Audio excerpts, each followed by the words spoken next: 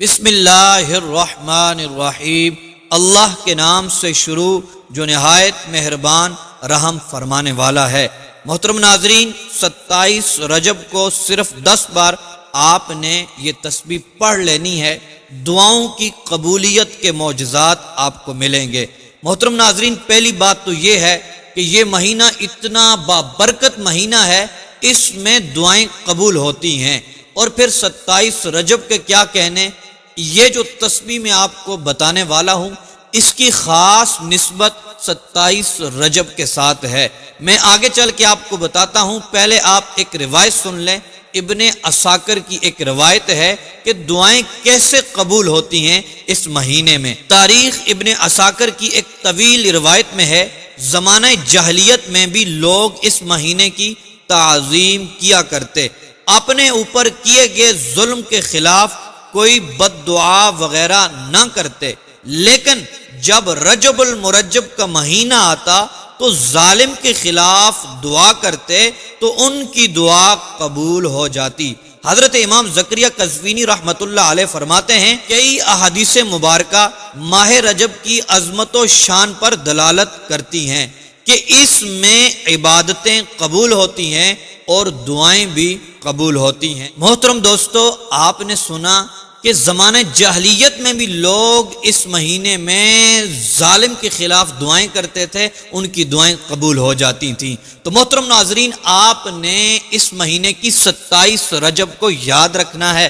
27 رجب کو آپ نے دعائیں مانگنی ہے، اور پھر جو الفاظ میں نے آپ کو بتانے ہیں وہ بڑے خاص اور پاورفل وہ الفاظ ہیں۔ محترم ناظرین، ان الفاظ کو آپ نے صرف 10 بار پڑھنا ہے۔ 10 بار ان کی تسبیح پڑھ کے آپ نے دعا کرنی ہے۔ دعاؤں کی قبولیت انشاءاللہ عز و جل آپ اپنی آنکھوں سے دیکھیں گے۔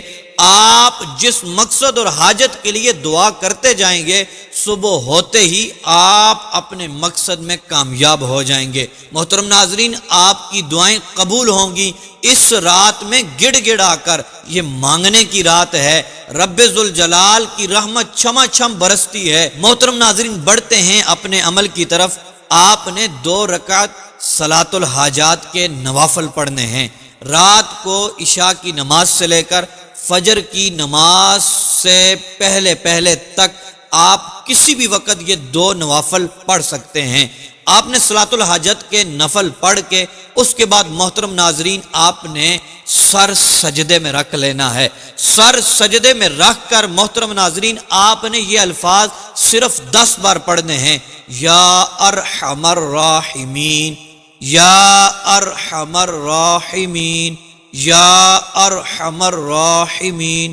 ان الفاظ کی اتنی تاثیر ہے، اتنی برکت ہے، احادیث طیبات کے اندر آتا ہے جو شخص ان الفاظ کو پڑھ لیتا ہے ان کی دعائیں قبول ہو جاتی ہیں۔ محترم ناظرین، سر سجدے میں رکھ کر 10 مرتبہ ان الفاظ کو پڑھنا ہے۔ اس کے بعد آپ نے سر سجدے ہی میں رکھ کر رو کر رب ذوالجلال کی بارگاہ میں دعائیں کرنی ہیں۔ آپ جس مقصد اور جس حاجت کے لیے دعا کریں گے، سر سجدے سے اٹھائیں گے، اللہ تبارک و تعالی آپ کی دعاؤں کو شرف قبولیت عطا فرمائے گا، اور انشاءاللہ آپ کسی حاجت کے لیے، کسی پریشانی کے لیے دعا کریں گے، آپ کی دعائیں انشاءاللہ قبول ہو جائیں گی۔